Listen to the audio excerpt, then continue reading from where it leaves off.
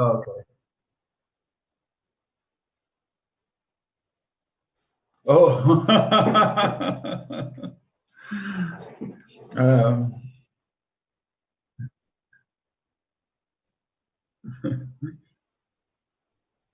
well, okay. I have to find the video settings again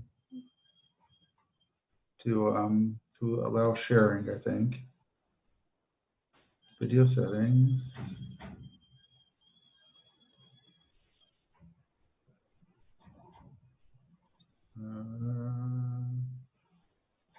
No, that's not it.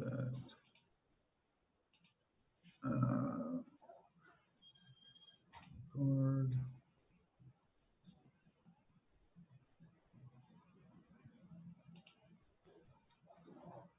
No.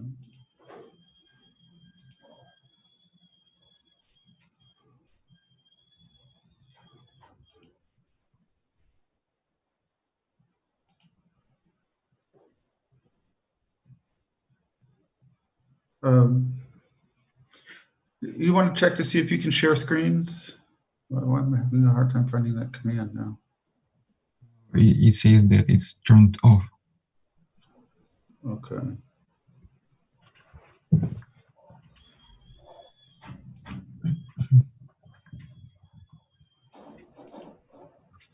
How about try now? Yeah, now it works. Okay. All right. So let's get going here.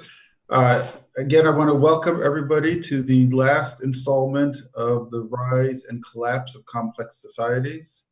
Our final presentation today will be about the Songhai Empire. Again, this is with the School of Advanced Studies. This is our open course, so we're live streaming on YouTube at the same time we have our class in progress on Zoom here at UTMN. So without any further hesitation, I'm going to turn the control over to our group talking about the Songhai Empire. Yeah, hello everyone. My name is Leonid, and today we're going to talk about the Songhai Empire. And you probably don't know this empire. It's not very famous empire, so I think we should start with the basic info about it.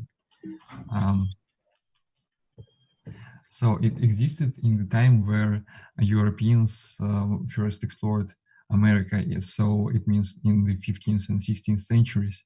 And it was basically the biggest African empire of all times. And its area was approximately the same as the area of the Ottoman Empire. It was circumscribed by the Sahara Desert to the north, by the forest with tsetse flies and malaria mosquitoes to the south, and Atlantic Ocean to the west. And the main landmark of this region of West Africa was the Niger River. And as you might have expected from the country in the middle West Africa, it had arid climate, steppes, grasslands, and deserts. But the main environmental event of the Songhai's life is the wet period in the 16th century. And I will talk about it further a bit later. And the frameworks we used during our research and in our presentation are first IEMP model by Michael Mann. It is about ideological, economic, military, and political powers. And also we used borrowed the concepts of centrifugal and centripetal forces from Richard Hartshorne. And now, Vasily, it is your turn. Yeah, to tell you the story of the collapse of the Songhai Empire, we will begin from the moment of the collapse. In the case of the Songhai Empire, it is quite easy to identify this moment. Songhai lost its imperial status after a military defeat and an occupation by Moroccan forces in 1491. The territories of the former empire became either provinces of the Moroccan Empire or decayed into independent kingdoms. Most of this, next slide please, most of the studies claimed that the main reason of Moroccan success was in using firearms as muskets and cannons. However, it is important to notice that the firearms at the time of the 16th century were far not as effective as now, and there were even precedents of the failure of battles where an army with gunpowder lost to soldiers armed with bows and swords. Thus, imperfection of muskets as a weapon puts into question its clear determining role in the victory of Moroccans.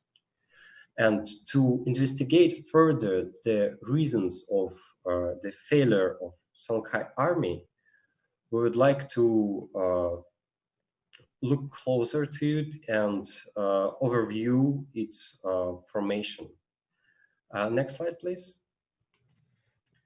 The Songhai Empire at the time of 1491 had a standing army, which similar feudal structure as in medieval Europe armies. The core of the army was mounted nobility, armed with spikes and swords and carried armor. In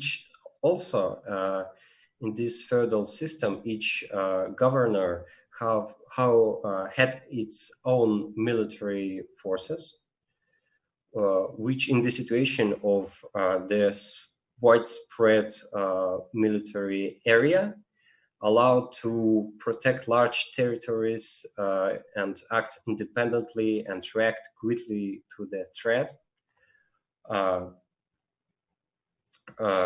Songhai, also it is important to notice that Songhai was an empire with a strong tendency toward military expansion. From records about warfare in the Songhai Empire, we can trace that territorial conquests had played a major role in maintaining the stability of the empire. They were held to suppress rebellions in the provinces and to capture new territories. This military activity can represent military power. Then we are going to turn to the problems of the Songhai army. Of course, their technologies of waging war were outdated in comparison with the Moroccan army. They had only bows, swords, and lances. Their army structure of different princes who had their own forces wasn't beneficial in this situation and create some problems. For example, it was hard to quickly assemble and organize a large army, because it is necessary then to persuade different rulers to go and get their troops for the military conquest or for the defense actions. Also, according to writing reports, there was a decrease in the number of military expeditions before the invasion of Moroccans. As we can see on this graph, there were really few expeditions at the time from 1588 to 1591, and it is can be a signal of a weak military power, because the Songhai Empire have military expansion as one of its features, and also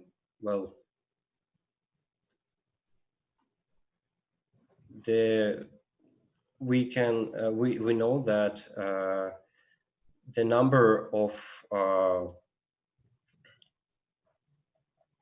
1 second, please. The Songhai army at the moment of Moroccan invasion had at least in twice less troops than a few years ago. This, next slide, please. This creates a strange conclusion that at the time of 1491, the Songhai army has already lost most of its military power, according to the amount of army and military conquests and expeditions, and was vulnerable to the attack of Moroccans. In the next part, Anna will cover political factors and events which led to this inability of the Songhai Empire to defend its territories against Moroccan invasion. Hello, everyone. Dynastic and succession disputes repeatedly undermine the stability of the Songhai Empire. The main problem is that lines of successions were not clearly delineated or understood. The throne passed between brothers and their sons in Askya dynasty, like in weird order, and the Songhai kings were never quite secure on their thrones. Like of the 9 rulers in the Songhai Empire history, 6 were either deposed in rebellions or died while in death, usually at the hands of their brothers and uncles. Also, these internal conflicts provoked a civil war that significantly weakened the empire right before the invasion of the Moroccans. Next slide, please. However, there were several rulers in the Songhai whose rule brought significant positive changes to the empire as they held power longer than the rest. These are the Sunni Ali, the founder of the Songhai Empire, Askya Muhammad, his successor, and Askya Daud, one of the sons of Askya Muhammad. Their rule is considered the most successful because they made a large number of military campaigns, expanded the borders of the empire, and many other things that other rulers simply could not do because of their limited role as a head of state. Next slide, please. Also, Askya Muhammad centralized the administration of the empire and established an efficient bureaucracy that was responsible for, among other things, like the tax collection and the administration of justice. So, the ruler served as a head of state, head of government, and commander of the armed forces. And entourage, including advisors, religious leaders, security, and members of the imperial family, attended the emperor and assisted in administrative tasks. The emperor had sole and final authority to enact law by decree, appoint government leaders, and create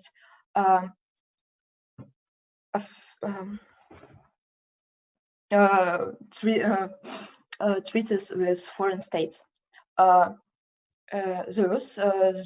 was an imperial council of the most senior officials, which included the finance minister, the admiral of Songhai fleet, who also supervised the regional governors, and the Minister of Agriculture. There were also ministers responsible for things like forest, wages, purchase, property, and foreigners, and other stuff. As for territorial division, the Songhai Empire was divided into provinces, each of which had its own ruler as well as a local like Islamic courts. Each region had a court system with appointed judges who administrate a blend of Islamic and tribal law.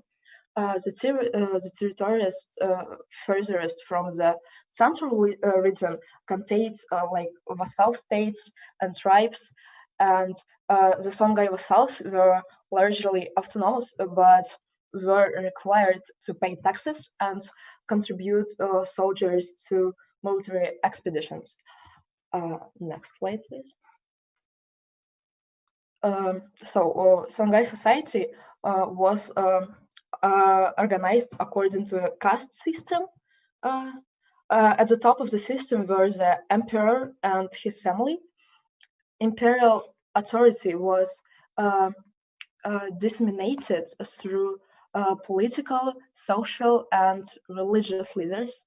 The social elite consisted of families and individuals with ties to the imperial family who were treated as local leaders. So they were not formally like part of government. The political elite consisted of imperial advisors, ministers, governors, and other regional leaders. The intellectual elite consisted of artisans, educators, and religious leaders. Within the elite castes, social networks and societies exerted strong influence over government operations. Below the elite were common citizens who either privately employed or working in one of the state industries. There also were griots. It's like people who save the culture and spread it through the history. The citizens caste was the most populous and compromised most of the nation's agriculture and military employees. Also, there were a possibility to move like from one caste to another. So individuals could move from the citizen caste into the elite by entering the civil service or training to join the Islamic leadership. But below the citizen caste were the slaves who were traded for goods and services and were used as domestic servants, security, and laborers.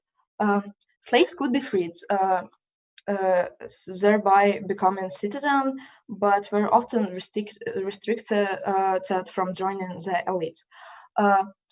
Movements between classes was not uncommon and happened frequently. For example, military conquest resulted in integrated into the culture of Songhai and were eventually granted the full rights of citizen. Thus, the annexation of new territories expanded the empire not only geographically but also ethnically.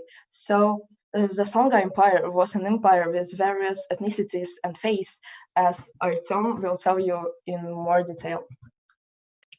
Thanks. Well, now when we know about this complicated political structure, we can, I guess, talk a bit about the ethnic structure that was as complicated as political one. Well, let's talk about the ethnicities that were present in the empire. And these were really many of them. Of course, there was a Songhai king, but it consisted of two different ethnicities initially, and it's strange to have one ethnicity to consist from two, but it was the case. Gabibi ethnicity was the one that was into agriculturalism, into stationary living, into building cities, and just making farms and crops. While Soriko was an ethnicity that was into hunting hippopotamus, into fishing, into building boats and traveling on Niger River. And these two were quite different in their lifestyles, but they just seem to unite nonetheless. And it's strange, and it may have been another reason for this divergence of the ethnicities, given the fact that there were more of ethnicities in the empire except for these two. There were Berber ethnicities, and there were many of them, especially in Timbuktu, one of the capital cities of Songhai. Of course, there were Tuaregs, the Sahara native, well, not really native. They were pushed out of the Arabian Peninsula to Africa by the Arabian people. These Tuaregs were traveling merchants and Muslims that, in fact, established Timbuktu, but then somehow started to raid it, which is strange, but, well, things happen. There were Fulani people. Again, they were one of the branches of Berber ethnicity that had their own culture and language, in fact, and they had their own quarter in Timbuktu too. There was Masifa ethnicity, again, Berber one, again, living in somewhere in Timbuktu and throughout the empire. They were, in fact, the masters of Timbuktu until they were somehow misplaced by some revolutionary stuff, but they really didn't lose their power fully. And there was the Songhai strange named ethnicity that in fact was an ethnicity of desert guides. So these guys were traveling along the Sahara Desert and the west borders of the empire and helping travelers to get where they wanted to get. And these people were somewhat responsible for all the trades and all the cultural exchange that happened around in Timbuktu, Gao, and Jan, three main cities of the Songhai Empire. There were Malay people, the people of the empire of the Malay Empire that was, in fact, the one that was even stronger, the Songhai, but collapsed. In fact, with some help from Songhai ruler Sunni Ali, that conquered Timbuktu, that conquered some piece of Malay Empire and established the Songhai as this independent empire. And, well, Malay people obviously got subservient to Songhai in this moment. There were Soninke people, the people that lived to the northeast from Gao, and that in fact were somewhat incorporated in the politics of Songhai. For example, the most known and the mightiest emperor of Songhai, Muhammad Askia, is said to be of Soninke origin, or at least somewhere around them. And he's said to be one of the generals of Sunni Ali, this great ruler, that was just captured and that just found his way into army, and then became the general, and after that just overthrown the Sunni Ali. And of course there were Jews, and it's interesting that Jews are said to be a separate, quite autonomous part of Songhai society, because at times of Muhammad's Askia, there was this great but controversial scholar, Muhammad al-Maghribi, from the North Africa, that came to empire and tried to make Muhammad Askia to use the version of Islam that al-Maghribi was, advancing and using. And he commanded Muhammad Askia to kill all Masifa people in Timbuktu and to kill all Jews. that had their separate quarter in Timbuktu too. Well, it's still only one evidence, but it's an evidence that Jews were there as a separate ethnicity that was influencing the politics and the life of Songhai Empire. And the list can be continued, in fact. These were just the main ethnicities that were at play in the empire. I guess we can move to the languages that we're talking, because it was not that clear too. Again, there was a Songhai language, quite native African one, quite strange, and in fact, linguists still can attribute it to either Saharan or Nilo or like Nile family of languages, because it's really a unique one. There was a Tuareg language, sometimes called Tamashek, and because Tuareg people came from really far, this language was quite unique too, and it was strange for it to be around this place, but it was there, and it influenced the writing and the scholarship in Timbuktu, for example. There was Fulfulde, the language of Fulani people, this another Berber branch that lived in Timbuktu. It was quite unique too, and it was different from Tamashek, for example. And of course, because Songhai were an Islamic empire, and I talk about it a bit later, they had Arabic as one of the languages that was used in empire, and the script, the Arabic script was used to record the documents in Songhai language, in Tamashek language, in Fulfulde language, well, in any of them.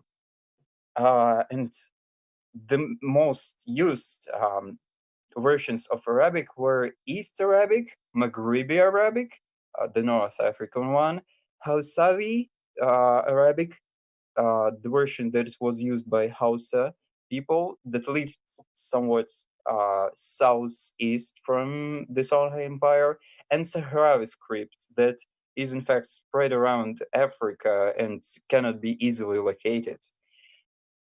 Interestingly, this intermix of languages and this difference in languages was not static, it changed, and Hassani dialect that was native for the Songhai. No, please return to this slide. Yes. This Hassani, no, I mean slide with languages, please.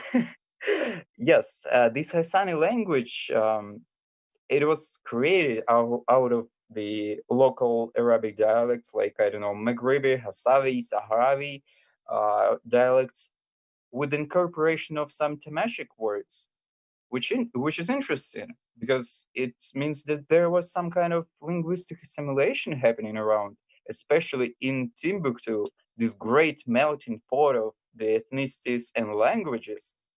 But still, was it enough for empire to be a united one, or was there some centrifugal force that broke empire apart? I'd say there was one. And as MANN states, political power hyphens boundaries, whereas other power sources may transcend them. Political power is necessarily centralized and territorial, and those who control the state can obtain both collective and distributive power and trap others within their distinctive organization chart. It may sound quite disconnected from what I've been talking about, but in fact, Songhai really didn't care about the ethnicities and languages represented in their empire, and they just didn't even try to force it to any individual language, ethnicity as being official one. And except for this strange rampage of I don't know, of Masafa people and Jews in Timbuktu when Muhammad al-Maghribi visited the city and forced Muhammad Askia to commit this strange stuff. There was nothing else like about the ethnic or linguistic assimilation or any, in fact, linguistic or ethnic policy happening around. And these differences of ethnicities and languages surely have been a centrifugal force of this divergence and could have contributed to the collapse of empire. For example, in, I don't know, in inability to gather the forces for war or whatever else empire might need. But it was not only about ethno-linguistic, it was also about ideology, because it differed really strong. And I guess we can move to the ideology part. Again, ideology, Islam was the main ideology, the main religion of this state officially. And it's important that it was officially the religion, because in fact, it wasn't really that much of a main religion there. There was some strange stuff with that. And the religious autonomy was the case in the empire, and the subjects of the Songhai had too much of this religious freedom for them to be united by any religion, be it Islam, Christianity, or whatever else. And no coherent state-reinforced religious movement have been tying empire together, and it was prone to riots and disloyalty. Well, you might say that, well, they had Islam as this uniting power, uniting religious movement, and it could have been the power that united them. Well, it's not that easy. Let's talk about Islam a bit. And Islam, it was great, in fact, for the centralization of the state. And I guess we can move to the next slide there. Because Islam had this idea of religiously imposed taxes like zakat or tithe, that first of which was the tax to be paid for the support of the poor and for the support of the clergy. And in fact, it was quite strengthening for any state and any society. And tithe was an exclusive tax paid to the government and religious institution to support the functioning of both. And of course, there were more taxes, but again, it was too inconsistent. And different rulers demanded different taxes, and taxes were paid unevenly and differently. And I guess Leonid will say something about that. Again, Islam was good for war. There was a great justification for war, because emperor might have said, well, these people are infidels. They just pray in the wrong way. We just don't like how they pray. We can go to the war with them, conquer them, and make them subservient to us, and then convert them to Islam to make them the right believers. But it just didn't work this way too, because Songhai weren't really good at making Islam work. The only requirement that even the mightiest emperor of Songhai had was to build a mosque. Simple mud brick mosque. And I'll tell you about the mud brick mosques later. They are a great piece of art and Songhai mentality too. And well, even the main idea, one of the main ideas of Islam, the idea of Hajj, this pilgrimage to Mecca that legitimized the power of ruler, the legitimacy of the religion, the faith of one in Islam, it wasn't performed. The only ruler that performed Hajj was Aska Muhammad. He have spent he have spent a lot of money on Hajj. He made himself a legitimate ruler of Songhai, but he was the only one. And after him, it just fell apart. No one was performing Hajj, and empire was disjointed again, and there was no rule of succession, in fact, outside of the Hajj idea that's kept empire united. And because of that, this strange sequence of overthrowing, of the riots and different rulers killing each other that Anna was talking about happened. And I guess one of the reasons for all this fails of Islam working in Songhai Empire was that it was mixed with the pre-Islamic beliefs and the rights of it. And I guess we can talk about the syncretism of empire here, which is quite an important one. Because, well, these guys were worshipping the fish gods, quite like Lovecraftian people or somewhere like that. And it's said in one of the papers that we're studying that this, like, there is this legend of pre-Islamic ruler of the region who is described as a powerful genie and enormous fish who ruled the Songhai from Kukia, in fact, one of the oldest settlements of Songhai. And in Turek al-Fatash, as it's cited, the fish ruled for untold ages until it was killed by two brothers from Medina, the beloved city of the Prophet Muhammad. And it sounds like a great story of conversion to Islam. Well, it does sound like that, but it just doesn't work because Islam haven't really found its way as the main religion of the region or as the only religion of the region up until the end of empire, in fact. And even the main stories of the empire, in fact, the story of pre-Islamic ruler of the region, the Fish King, and the story of Muhammad Askia, one of the mightiest kings, this epic of Muhammad Askia, is deeply syncretic. Muhammad Askia is said to be the... Oh, God. Okay. It sounds like some fish people. Okay, yeah.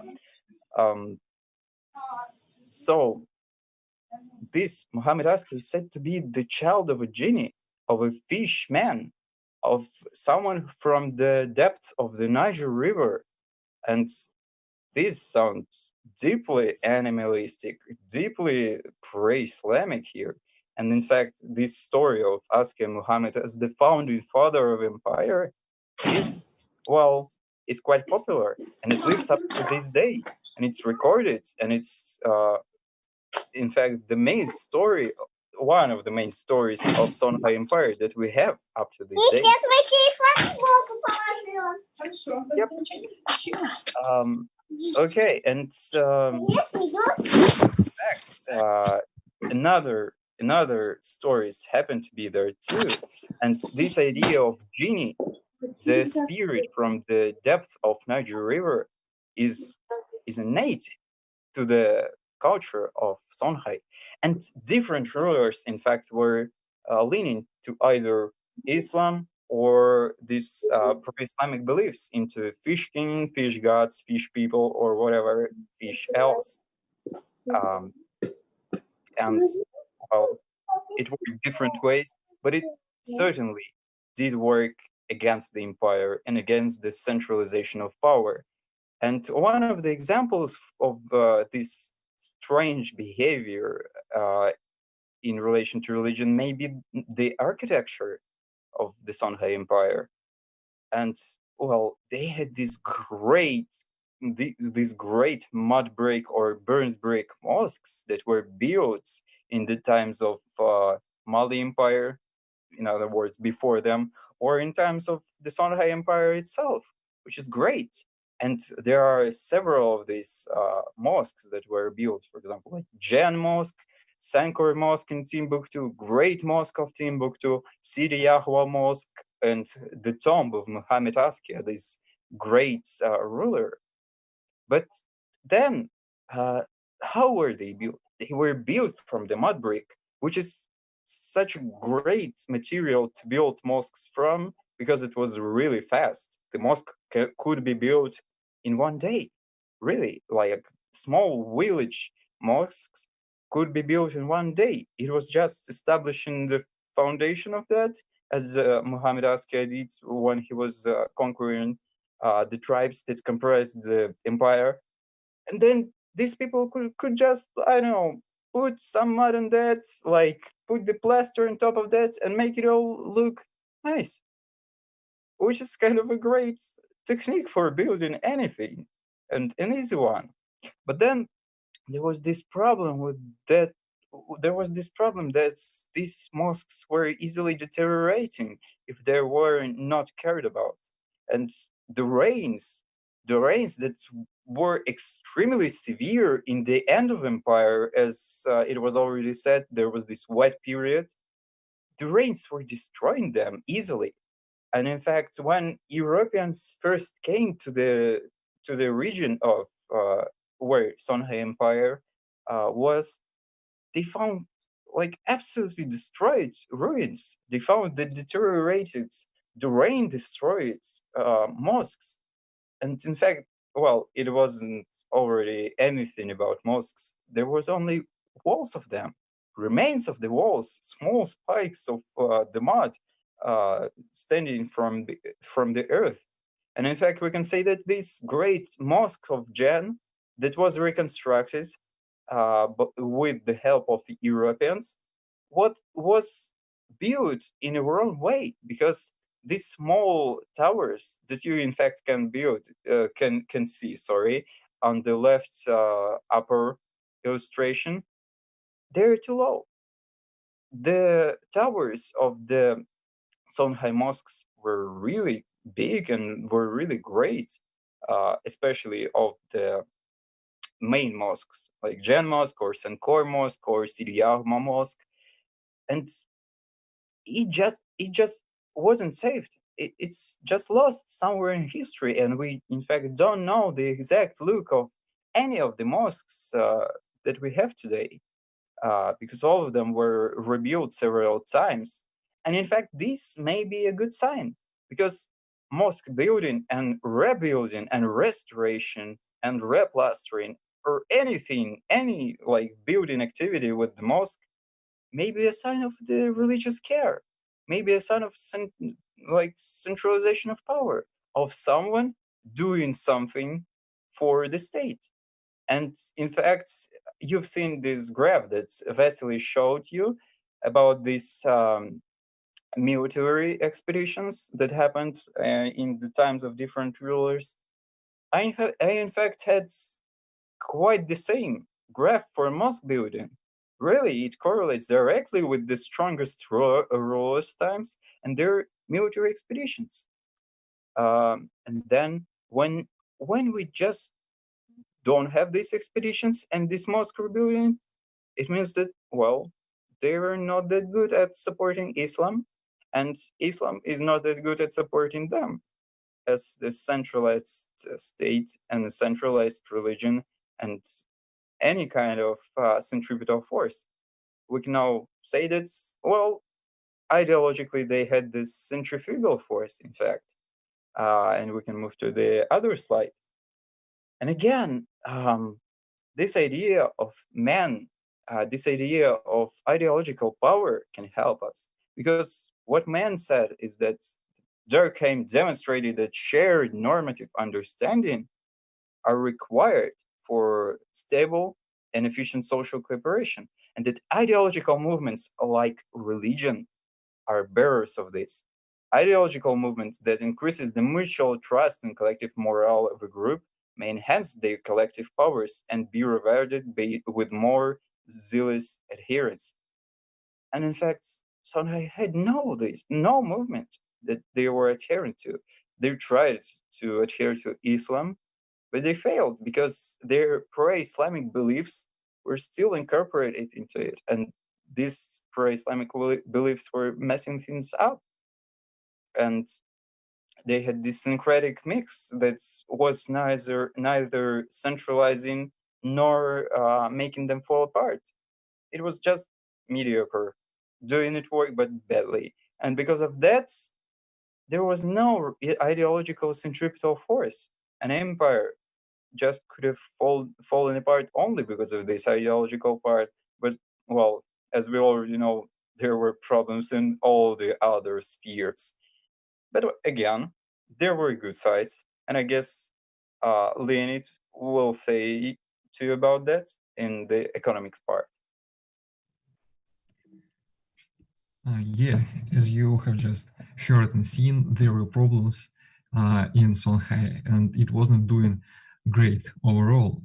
And there are problems in economics too, but I want to start with something positive first. And the most positive thing about the Songhai Empire and the region of West Africa in general is the Niger River. I mentioned this in the first slide. It basically was one of the main reasons why this Songhai, Mali, and other states of this region became so famously wealthy. For example, among Europeans, there were tales that there should be hidden mountain of gold in this in this arid lands, and of course, it is not enough just to have gold somewhere over there. You should do something about it. You should trade it. You should transport it, and Songhai is great for this purpose because it is long, as you may see. It is broad, and by the way, it makes the food production easier and accelerates the development of the settlements along its banks, its fertile banks. And but the point is that the compliments I give now to West Africa are not the compliments to the Songhai state power, and I will tell a bit later. But now let's look at the resources we can find in this environment. So there was gold, as I have said. There are plenty of gold, and you can see it on the map with the dotted pattern. And there was also salt. It was really culturally significant and economically significant good because in, for example, 10th century, it was kept in the royal treasuries in Gao, and sometimes it was exchanged on par with gold. And then also, as we have already said, there were hippopotami here, and they were hunted, and their tusks were used for producing production of ivory that was sold to Europe. Then there were ostriches whose feathers were also sent abroad, traded abroad, and there were horses. You have seen horses in this presentation. They are used. They were used in cavalry. Then there was in textile production with indigo and cotton, and there was an interesting plant called cola nuts. It was a luxury good, like salt, gold, or hippopotami tusks, but it was widespread among the commoners as well, because the reason is that it was addictive, and as I understand, it is some kind of something between the coffee and tobacco of the time and place. And so the thing is that all this list I have just read existed before the Songhai Empire. It existed when Mali Empire was glorious, and before the 15th century. It existed when there was a Ghana Empire in 8th century, and even maybe it existed before, and moreover it persisted after the collapse of Songhai. And for example, in the year 1900, the trade between some 50 towns in West Africa amounted for 1 million British pounds. It was quite a lot, and there is an legal, monetary, and economic integration in this area today. Yeah, and so the question arises whether Songhai had economic power and what kind of power they had. And so we appeal to MANN again. According to his definition, to have general, collective, and distributive power, you need to have some kind of monopoly over production, distribution, exchange, and consumption of resources. And in fact, Songhai had no monopolies other than monopolies on tributes and taxation. So it was quite funny that they just conquered new kingdoms, made them subservient, and asked them to pay money regularly. So it certainly was a centrifugal force. And moreover, it is even more centrifugal if we consider that there were no significant obligations toward the common people. They were not satisfying their subservient needs really much, except from zakat maybe, and they were paying to their officials. Yeah, it was the case, but yeah. Besides the tributes and taxation, the other competence of the Songhai state apparatus was implementing regulations on weight measures, debts, and contracts. And by the way, it was also not fully the state initiative, and the guilds also, the trade guilds also were the part of the decision-making process on this topic. Yeah, and about the taxes again. Rulers of West Africa supported free trade, and they tried to make friends with mercantile organizations and individual merchants. It was beneficial for them because the more they sell, the more the money they get, the more taxes you can gather from them. And most of the stuff was produced locally, as it is obvious from what I just said. Food production, for example, was local. There were plenty of squashes, melons, cucumbers, for example. And by the way, when Portuguese Europeans came to West Africa, to the Gold Coast, they were not only after gold, they were also after croplands. Then there was animal husbandry, there was pottery, really widespread, metalworking, long-established craft in this area, textile production. And by the way, the clothes from Songhai were also imported to Europe. And there was an import from Europe back to Songhai from Venice, for example. Then the housing was also executed not by the state officials or by the state agencies, but by the peoples. And people also built canoes. And canoes were really useful in this environment, in the Niger River context, because they could carry a lot of goods, up to 30 tons, and they were really useful, comfortable to travel over. Yeah, and so the economic power that acted upon this West Africa it transcended the state borders, in fact, and transcended the lifespan of the empires there, and it was diffused in a sense, in other words, and its manifestation could be seen in, for example, common currency used. It was gold, cowries, cowrie shells, strips of cloth, copper, iron rods, or it also could be seen in the common code of conduct provided by Islam. You could be more or less sure that you will not be fooled during the exchange. And there were also capital market, like banking. That was performed by the merchants. They were providing services of pounding and crediting. And so, as you see, the economy of Songhai, or should I say, of West Africa, was quite diversified. And so the question is,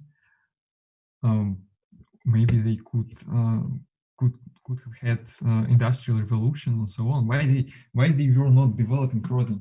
And that was because they had some constraints on their growth. And the first one is high value added on transportation. It was really expensive to travel across the Sahara, for example, because you should have camels, you should feed them. And if you have, for example, slaves that are head loaded, you should feed them too. And a lot of the goods are not really transportable over long distances. Yeah, and so it made sense only to trade some luxury goods like gold, salt, and cola nuts over long distances, and it prevented the accumulation of capital in the region. Then the population density was low. It also prevented the accumulation of capital there. Yeah, and another thing is that it was okay. It was okay in West Africa, and there were no some pressures, outside pressures. You had not to, for example, invent combustion engine, or make some automated farms and so on, because you had slaves, you had a lot of croplands, and you had no, for example, mountains or swamps and so on. It was quite spacious. Yeah, and so we gradually came to economic issues of Songhai. And the first one I want to talk about is the advent of Portuguese, I have already mentioned. And they came to gather gold, to mine gold, and they mined it. And because of it, the devaluation of gold happened, and taxation became not so efficient as before. And also the events connected to this one, to the one I just mentioned, is the reorientation of trade routes towards the West. It is not really. I'm not really sure that it happened, and there was no strong evidences for this claim. But yeah, someone says this happened. Then there were succession disputes, and have already mentioned and described. And the thing was that the state was basically split in two by the end of the Songhai reign. And so the client state, the subservient states, have seen that the rulers are constantly waging war against each other. They raised their military power, and so they started to refuse paying tributes. And Songhai tried to bring them back, to force them pay taxes again, but they failed often. And they were left even with the less of military power and with the lack of financing for the state army. And the last and the most interesting economic reason for economic issue is the wet period. It's interesting because from the first sight, it may seem that it's great. You have more rainfalls, you have more reliable crops, you have more crop yields, more place to for animal husbandry, and eventually Songhai was able to capture Tagaza salt mines that were deep in the desert. I will show you the map. Here, you can see it in the middle of the desert. Yeah, and these mines were very lucrative. Yeah, but the thing is that period happened not only to Songhai, it happened also for Moroccans, and they were able to cross the desert with their army and reach the frontiers of Songhai, disrupt Tagaza salt mines in 1556, and capture Tuat, the very important entry port for trade. Here it is.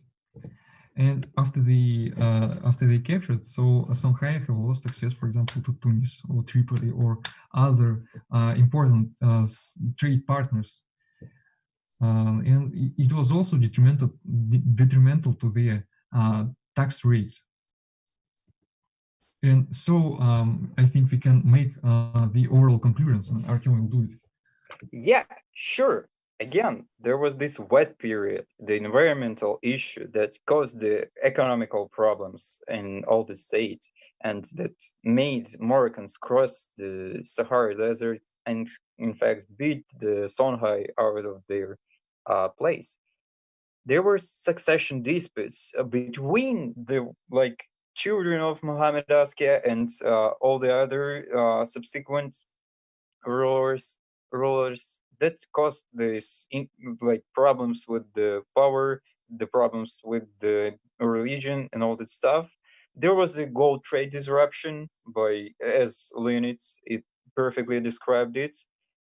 There was ethno-linguistic difference because different ethnicities and different linguistic groups were not really uniting and were not really thinking about being in one state, really. And there was this great ideological inconsistency of syncretic beliefs that caused the centrifugal force to occur, and that caused the Islam not to be really commanded in the state. All these reasons contributed greatly to the collapse of the empire, and I guess empire was doomed.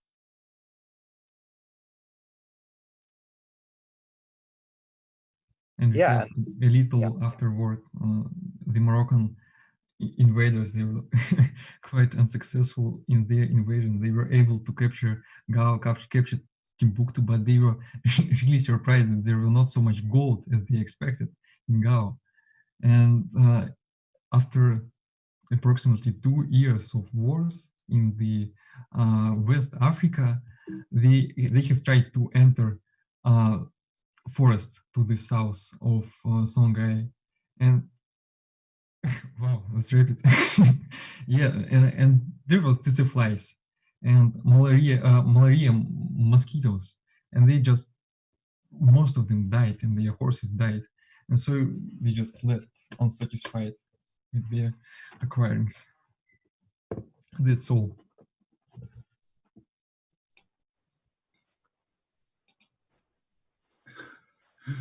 Very, very good. What was that last slide animation? Well, Pepe the Frog leaving the frame. Yeah, but again, it's not anything about white supremacism that Pepe is recently connected to. It's just unconnected to that. I must make a disclaimer. It's just a meme. Yeah, and somehow, for some reason, it just moves so so fast. Oh, I see.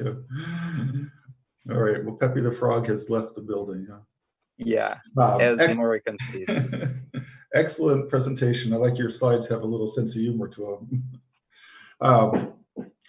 Yeah, really good, really interesting. A nice way to end, I think, this class, because there's a lot of unique things about the Songhai, and it was a very thorough and a lot of different types of information that you guys put together.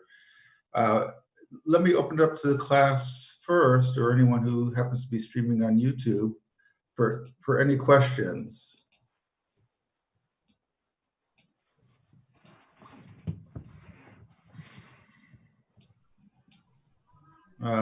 Yeah, Daria. In the beginning on this year, I attend an elective about in Africa, and so I just was familiar with some cases of African empires, and I want to ask the question that I asked during all elective. So we see this great rich African empire that existed in the Africa. Okay, African empire exists in Africa. Yes, and we see that it was sometimes like in collapse, like sometimes a crisis, sometimes it was pretty successful. So there's no real difference between, for example, I don't know, Austro-Hungarian Empire or Holy Roman Empire. And we also have a lot of ethnicities and some issues in many aspects. So why do you think we got African colonies but not colonies in Europe from African empires?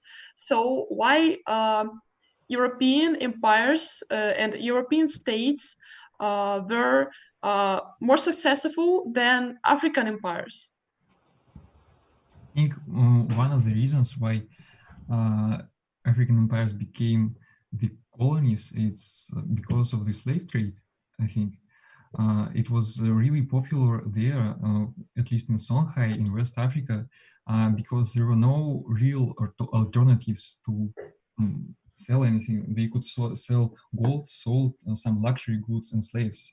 For example, other goods like textiles or food stuff, it wasn't so lucrative. I think it's one of the reasons, maybe one of the reasons. Also, this situation was strengthened by a high level of autonomy of different tribes and chiefdoms. So there were no such thing as a strong, probably, solidarity.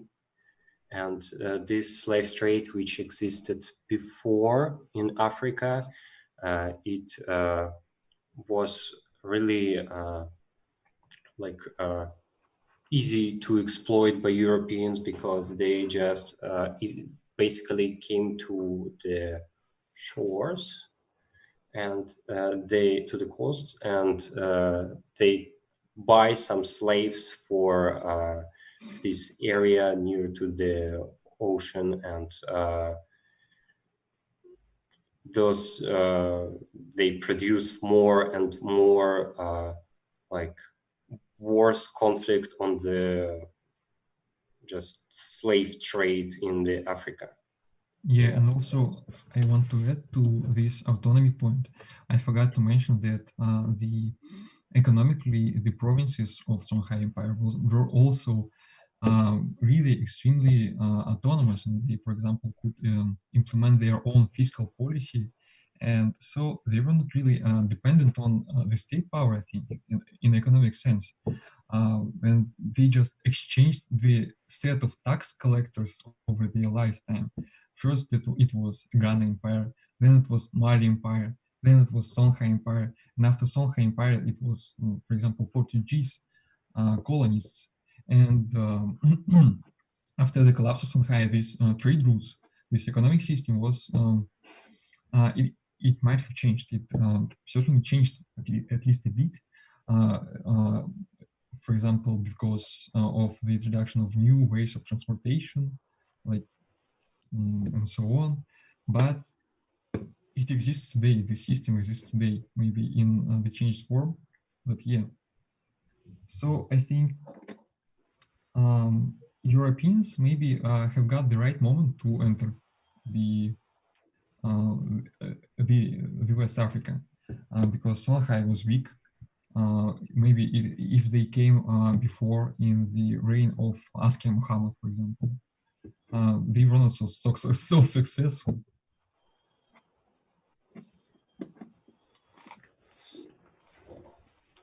Thank you. I'll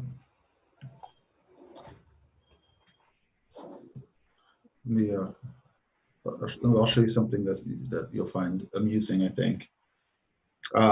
My ex-wife is a writer of science fiction and fantasy books.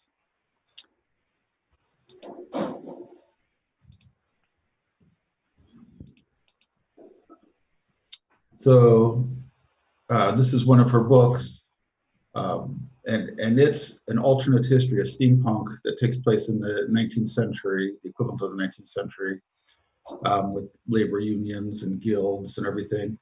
But the premise is that Carthage had won the Punic Wars with Rome, and that the African Empire then did expand into Europe, and so there's a mixture of African and European culture. The story takes place in England, but it's a high fantasy with trolls and dragons and things like that, but in this steampunk alternative history. But she looks at that very possibility, I think, that you brought up, Dario, is why don't we see, the African, imperial aspect of Africa going out there, and those ethnic tensions that you talk about, or the divisions within a state. Certainly, you see that as a problem with Russia and the USSR, right? Is my understanding. In a sense, but both Russia and USSR had a bit stronger policy towards ethnic differences. For example, Russian Empire had a great genocide that they made somewhere in Asia to the several tribes that were not really good at, being subservient to Russia. And USSR had, a great deal of policy, like a lot of cruelty towards ethnic minorities that were somewhat different from the general course. And in fact, a lot of ethnicities were either strongly reduced or economically or politically like disadvantaged by USSR and made to be a bit more assimilated to the core nationalities of USSR. So they were kind of much more successful at ethnic policy than Songhai was, because, well, Songhai rulers weren't touching anything about ethnic differences. They were just coming, building mosque, and leaving. Yeah. And also Good. Good. Yeah, and also about ethno-linguistic policies. As USSR had some kind of linguistic policy. For example, in many former USSR states, it was the Cyrillic alphabet was implemented. Yes. Yeah, so there are different things that complex states and empires have to do or try to do to assimilate people. I mean, America did genocide against the Native Americans also, right? And particularly when you're dealing with people who don't have a real centralized authority, like steppe nomads or Native Americans. When China had to deal with the Mongols, in the 18th century, I think they finally began to resort to, as you were saying, with the Russians as well, probably concentration camps and genocide. What's going on with China and the Uyghurs right now, maybe something similar. And then you can look at people who are organized as states, people who are more diffuse, decentralized, chiefdom level of organization, particularly if they have a nomadic lifestyle or harder to control. And then you can have ethnic minorities that are otherwise enmeshed within a society that create fissions as well, as you look at the relationship between blacks and the country of America right now, and that you have those type of divisions. So there's different ways that are organized, but certainly we all have different layers of identity, but the ethno-linguistic one, and particularly if you have a tradition of being organized into a territorial unit that's then incorporated into the empire, it is a centrifugal force in the sense that the state has to do something to make you feel integrated, whether it's forcing you to change religion, changing your political leaders, whatever it might be, that they have to do something to make you feel part of that empire, either by fear or encouragement. And so it is a force that pulls it apart. And I think that's a good point that, going back to what Daria asked, as to one of the reasons that it was harder for them to deal with that.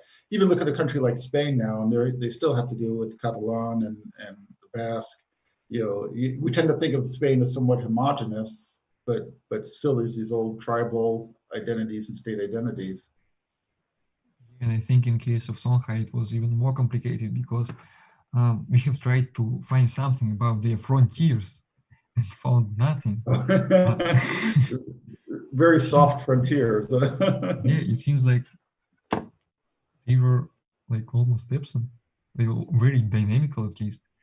Yeah, typical hegemonic empire that just has client states and client tribes at their frontiers, which is great, but well, not that great for a good centralized state. Other questions? This is a photograph of a young man I met when I was in Timbuktu named Hamad. He's a Tuareg. And so a year or so after I visited Timbuktu and we'd become friends and I'd give him my phone number and things, he called me when I was in Hawaii to ask for help because the Islamic fundamentalists had taken over Timbuktu and were killing people and stuff. And of course, there was nothing I could do to help him. And then eventually the French came and liberated Timbuktu. And he called me again. And he called me to tell me that the French had come and everything was wonderful now. It was all better and they were saving Timbuktu. So and then he emailed me a picture of himself with the camels.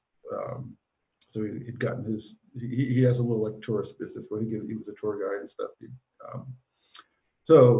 But he's a Tuareg and he's one of these people, who live out in the desert outside of Timbuktu, but they were the ones who were controlling that whole commerce, and those trade routes.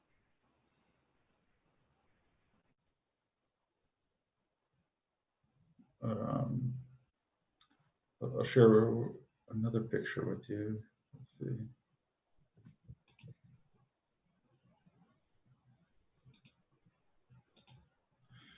You're talking about the maintenance. I thought, who was it who was talking on the maintenance on the mosque? Was that was you? Yeah, Was it was myself. Yeah. Yeah. And so here, this is the mosque at Jannah, and you can see the scaffolding up as they're doing maintenance on it. It is a constant process for maintaining these mosques. And if you look at the picture behind me in my image here, that's a mud brick, probably church from the Roman town where I work at in Egypt, right, from the Hellenistic period. And so we do reconstruction. So we've been building mud brick in the traditional way and then doing reconstructions with it. So we actually work with it. I don't know if it's as fast and easy as you make it sound, but it uses the resources at hand, and it's, as you can see, it's quite durable because this church behind me is almost 2,000 years old. And yeah, it's broken down and fallen apart, but it's still got walls standing 3 stories tall after well over almost 2,000 years. So it is interesting. Let me go back to my notes here. Anyone else want a question? I'll tell you one other story. When I was in Mali and up in the hills in Dogon country, and I ran into a hunter who was using a flintlock. Vasily, you were talking about the military. So this was a 19th century flintlock, though it didn't date all the way back to the Songhai period, but still into that time when you had these smaller nation states going there. So and they had it was clearly a European-built flintlock, but they had modified it, and that the European powers who were involved with the slave trade and other economics had clearly armed many of the people there, or were supplying weapons. So the hunter, I asked him if he would be willing to sell his rifle, which he did. So he sold it to me for $100 US, and and then he gave me the powder horn with the gunpowder in it and said, "Oh, you need this." And I said, "Well, I can't take that on an airplane." I don't think he had any idea what an airplane was. So we agreed finally. We took all the powder out, but he kept the powder because he had it for the other rifle, and then he gave me the powder horn. But the technology, hadn't really changed a whole lot from the period of the Songhai. So that rifle hangs on my wall in Hawaii. So.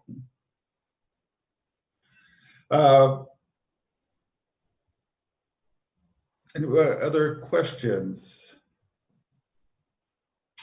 For Vasily, why do you think that the army lost power? Why do we see this decline in military efficiency? I think that the main, there are several reasons, and I totally agree with Artyom that the Songhai Empire was doomed at that period. At first, the war for the throne, the civil war, it just moved the attention of Songhai leaders to this inner conflict, and they basically was concentrating on fighting with each other. Another reason is that there were no direct trade with Europe at the time, and on the road to Europe, there were basically Moroccans, and Songhai Empire probably could not buy guns from Europe at that time. Also, I forgot to mention that even the troops that invaded Songhai Empire, they were mostly not, they were under Moroccan rule, but they were not Moroccans, actually. Most of them were Spanish mercenaries. Oh, and interesting. it is also Like the Songhai Empire was concentrated on inner conflict. It had less economic power at that period because of the disrupted taxation, because of loss of its gold, of its wealth, of its military power. Also, it had problems with direct trade of guns, and probably they could not even rearmed even if they knew that there will be an invasion. Yeah, and also there was an interesting story with army. So Songhai had slave generals, and some soldiers refused to obey slave generals. Interesting. Yeah. It's like when you have a nobility, princess who rules like countries, not countries, but these kingdoms, chiefdoms, and they these noblemen should obey several slave generals, and it's created a mess because they're not likely to be obeyed to these generals, to subordinate to this system. Well, that's really, oh, good. I can add a bit to it too, because mass was not only in these relations of different castes in army, it was also in the tactics, because these nobility guys, they were not obeying anyone. Even the other noble guys, they were doing whatever they want, and there is like evidence of the tactics that they were using. They were attacking whenever they want. Some were lagging behind, some were like launching themselves forward and like trying to beat the enemy by themselves. It was all chaotic. It was not tactical in any way. So their tactics in army was kind of old and weird too. That's a good point. I mean, it's often, I think, an issue with feudal military systems, right, where lords are competing for glory. Yeah, I mean, if you look at like the British or the English at Bannockburn against the Scottish, and the nobles are fighting about who gets the honor to lead the charge, and they get into a fight, and so one guy runs off all by himself, and then his men follow him, and so they run into the Scottish piecemeal rather than, it's a unified attack, because they were fighting with each other about who should have the glory of going to die first. As it turns out, the British were massacred there. So it's interesting that same issue was present with the Songhai military. How about women in the military? Were there any women that you run across? Later in the 19th century, with the Kingdom of Dahomey, I know that they had a whole unit of Amazons, of female warriors, who were considered quite fierce. I don't know, was there anything in the antecedents and earlier in the Songhai Empire that used? Sometimes in African culture, there's a separate but equal status between women and men. And you see that certainly in later time periods with courts and rulers, even you might have a male king and a female queen, with different spheres of influence, but kind of parallel equal statuses based on gender. Oh, that's a great question. And in fact, we have no documented evidences of like women in army or in power, but we have an oral evidences and the myths that state women as the part of the narrative of the state.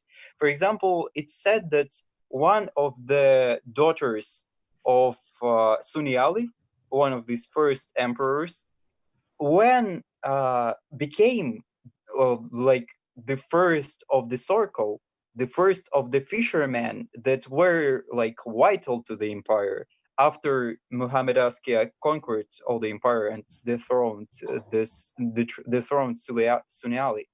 And well, it's kind of mythical evidence, but this is great as a story of caste creation and justification of caste creation, in fact. And it may be the evidence of the gender,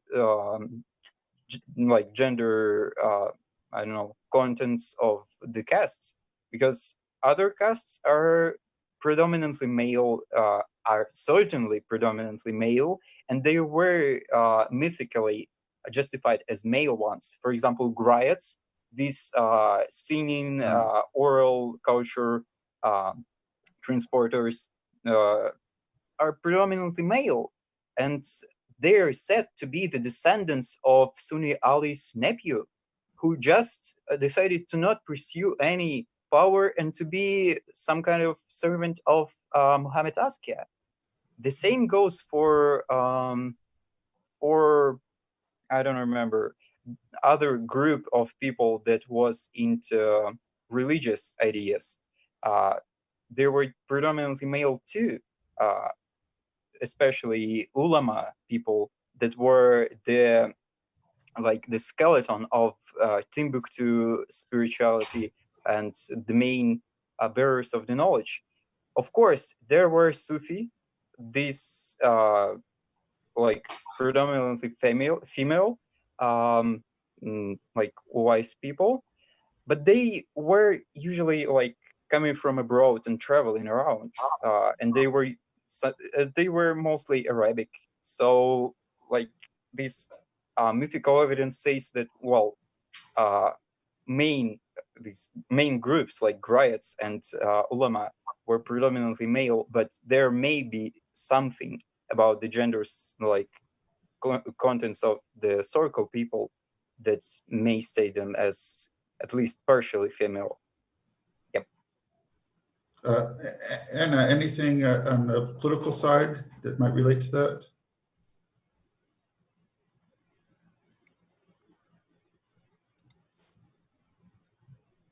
Anna?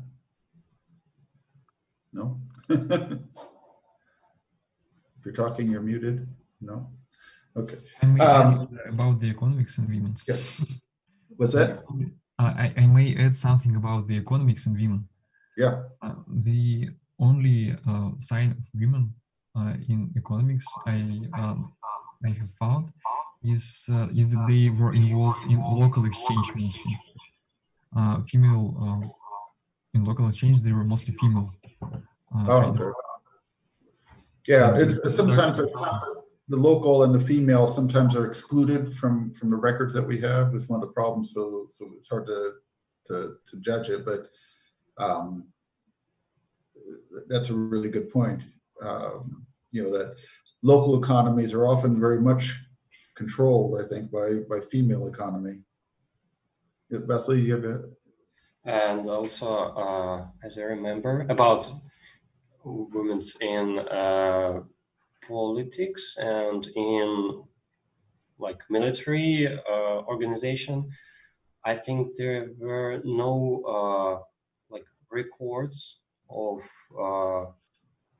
women's as rulers. And I think in the case of Islamic patriarchal religious way of ruling, I think most of the rulers, most of the noblemen, they were of course males.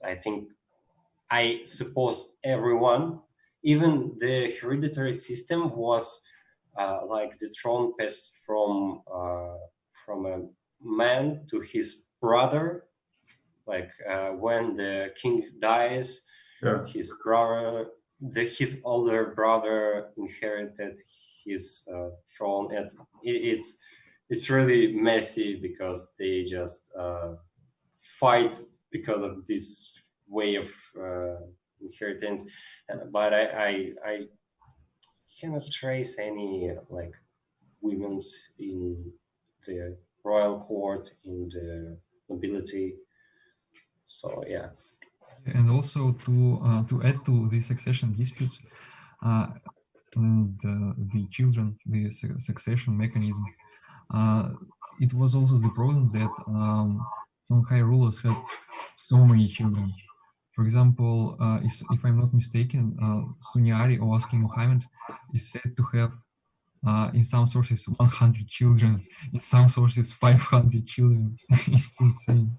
Yeah, it's Asking Muhammad because he really had a lot of children, but it's certainly not 100. These children were struggling for power. This strange line of succession that was like fluctuating between one and other of rulers. They all were children of Muhammad Aska. There were like 5 of them or so, and then like a grandson or someone, Askia Dawood.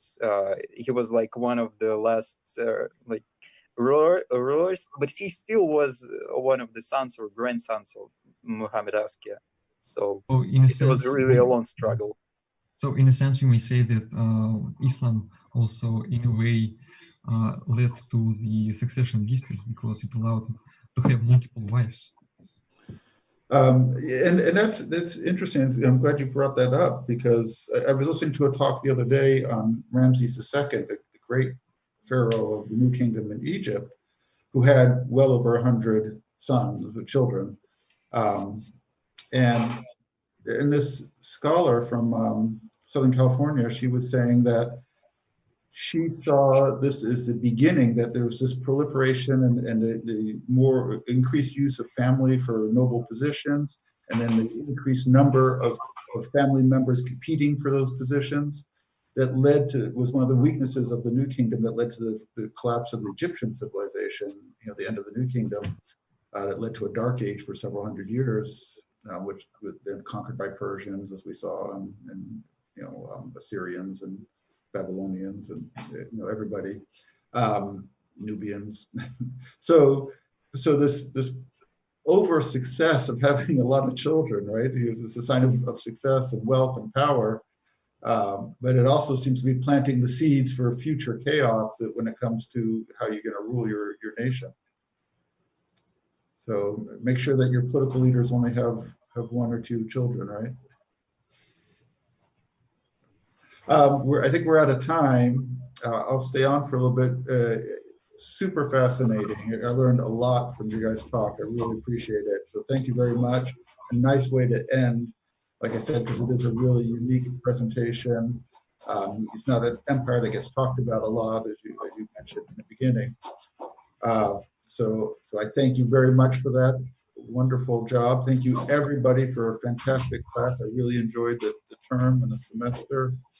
I hope that it's kind of opened our eyes a little bit as we think about, as we face some of the aspects of collapse of our own society, as well as put it into a context and about the past.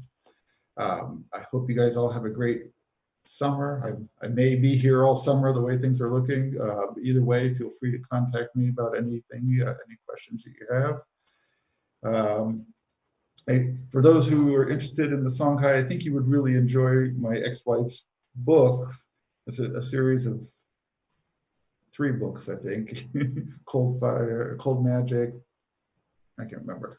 But they're really enjoyable, I think you'll see how much of the information from the Songhai, she did years of research on it before she finished the novels, and we went to Mali specifically to do research on that book, that you guys would really enjoy those. If you like steampunk and fantasy and the Songhai, I think you would find it a lot of fun. So with that, I will bid you farewell. And like I said, I'll stay on for a little bit if anyone wants to keep talking. And yeah, you guys have a great break, well-earned rest from your term. And if not sooner, I will see you in August. Yeah, thank you. Thank you. Thank you, Jake. You're welcome. Thank you. You're welcome. Bye-bye. Thank you. You're Goodbye. welcome. Thank you. Thank you, everyone.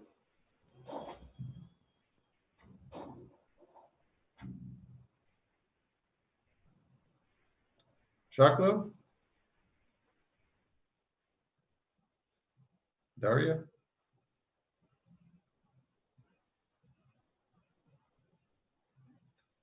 Shakla, are you there?